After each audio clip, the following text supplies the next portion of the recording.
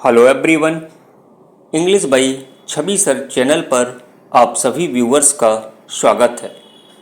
दोस्तों, आज मैं डिस्कस करने जा रहा हूँ BA second semester English poetry से यूनिट 3 में पोएटिक डिवाइसेस के अंतर्गत ब्लैंक वर्स और फ्री वर्स को डिस्कस करने जा रहा हूँ।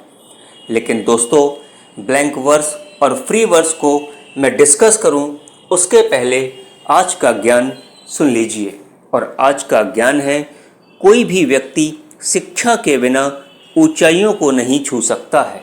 यदि आप भी अपने जीवन में ऊंचाइयां छूना चाहते हैं तो शिक्षा का दामन थामे रहना बहुत ज़रूरी है। तो दोस्तों, चलिए अब आपका ज़्यादा समय न लेते हुए आइए स्टार्ट करते हैं ब्लैंक वर्स को। Blank verse is also known, जो ब्लैंक वर्स है इज ऑल्सो नोन, वो जाना जाता है एज एन अनराइम्ड, यानी अतुकांत, जिसका कोई तुक ना हो। तो ब्लैंक वर्स जाना जाता है अनराइम्ड इयाम्बिक पेंटामीटर के नाम से भी जाना जाता है।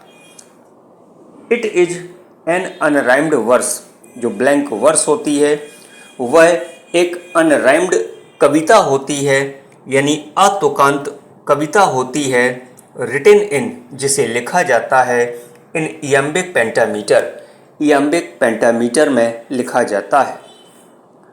इन पोइट्री, काव्य में, it has a consistent metre with 10 syllables per line और पेंटामीटर। काव्य में इसमें प्रत्येक पंक्ति में 10 syllables यानी मात्राओं का निश्चित मीटर होता है। अनस्ट्रेस्ड syllables, जो अनस्ट्रेस्ड मात्राएं होती हैं, फॉलोड बाई स्ट्रेस्ड syllables, जो अनस्ट्रेस्ड मात्राओं के बाद स्ट्रेस्ड मात्राएं आती हैं।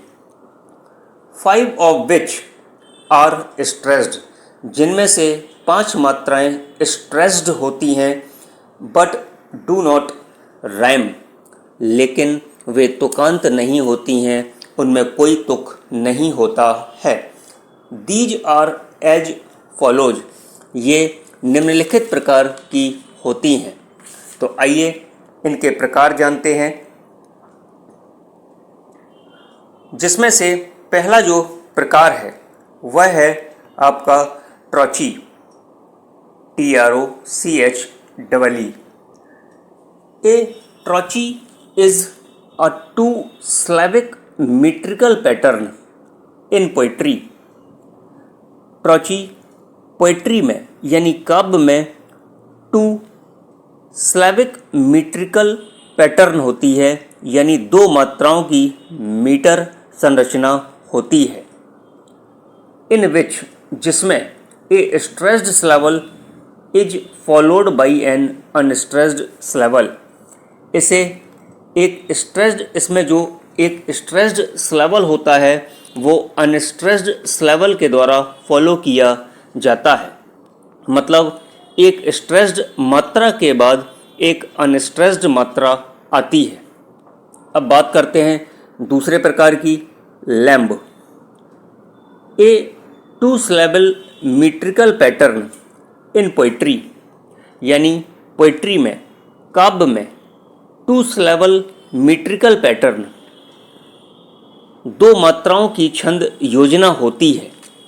इन विच, जिसमें 1 अनस्ट्रेस्ड syllable, जो एक अनस्ट्रेस्ड syllable होता है, जो अनस्ट्रेस्ड मात्रा होती है, is followed by a stressed syllable, उसे एक स्ट्रेस्ड मात्रा के द्वारा फॉलो किया जाता है।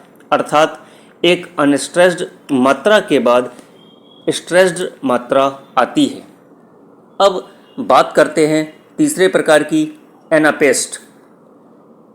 ए 3 syllable metrical pattern in poetry. यह पोइट्री में यानी काव्य में 3 syllable metrical पैटर्न होती है, अर्थात 3 मात्रा की छंद योजना होती है। इन विच जिसमें टू अनस्ट्रेस्ड सिलेबल जिसमें दो अनस्ट्रेस्ड मात्राएं जो होती हैं is followed by A stressed syllable उसे एक स्ट्रेस्ड सिलेबल यानी एक स्ट्रेस्ड मात्रा के द्वारा फॉलो किया जाता है। अर्थात दो अनस्ट्रेस्ड मात्राओं के बाद एक स्ट्रेस्ड मात्रा आती है। अब बात करते हैं चौथे प्रकार की, डिक्टेयल, ए 3 सिलेबल मीट्रिकल पैटर्न इन पोइट्री। यह काव्य में 3 सिलेबल मीट्रिकल पैटर्न यानी 3 मात्राओं की छंद योजना होती है।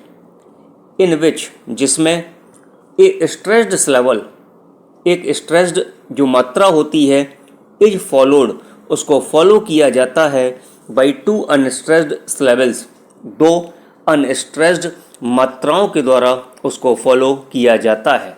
अर्थात एक स्ट्रेस्ड मात्रा के बाद 2 अनस्ट्रेस्ड मात्राएं आती हैं।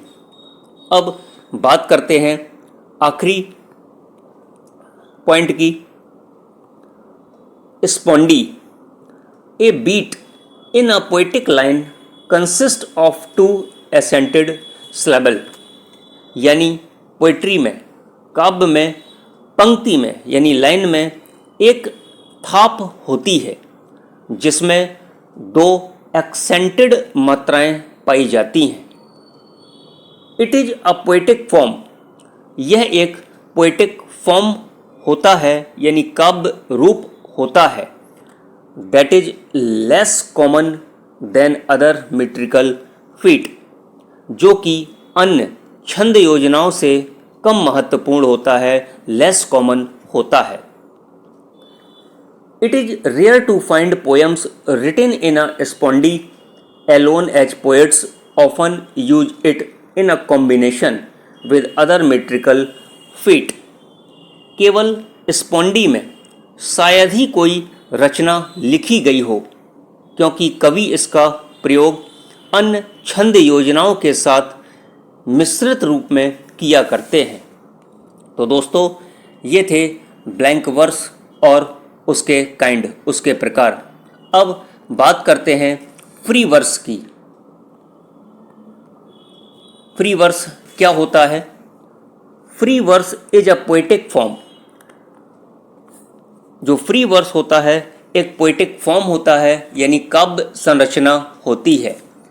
That is free from limitations of regular metric rhythm and fixed rhyme scheme, जो नियमित मीटर, लय तथा निश्चित काव्य योजना के लिमिटेशंस मतलब बंधनों से फ्री होती है, मुक्त होती है।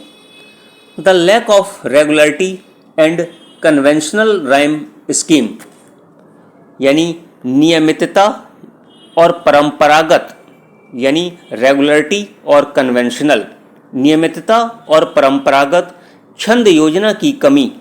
नियमितता की कमी ने कवि को मुक्त रूप से कविता लिखने के लिए प्रेरित किया था, यानी अलाउज मतलब प्रेरित करना, टू पोएट मतलब कवि को, टू शेप द पोएम यानी पोएम को शेप देने के लिए, आकार देने के लिए, फ्रीली मतलब स्वतंत्र रूप से। Such irregularity and lack of refrain also evoke a sense of artistic expression, यानी इस प्रकार की अनियमितता यानी इरेगुलरिटी और रिफ्रेन की कमी भी कलात्मक अभिव्यक्ति की भावना को जागृत करती है। One of the best example of free verse का जो बेस्ट एग्जाम्पल है वो है ए नॉइजलेस पेशेंट स्पाइडर। ये नॉइजलेस पेशेंट स्पाइडर जो लिखा था बाई वॉल्ट विटमैन के द्वारा लिखा गया था और फ्री वर्स का एक बेहतरीन एग्जाम्पल है।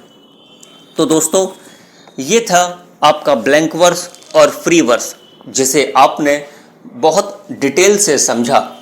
दोस्तों आपको ये वीडियो कैसा लगा कमेंट करके ज़रूर बताइए, और यदि आपने अभी तक English by Chhavi sir channel को सब्सक्राइब न किया हो तो चैनल को सब्सक्राइब करिए, बेल आइकन को प्रेस करिए। दोस्तों वीडियो अच्छा लगा हो तो वीडियो को लाइक करिए और अपने दोस्तों के साथ शेयर करना बिल्कुल भी मत भूलिए।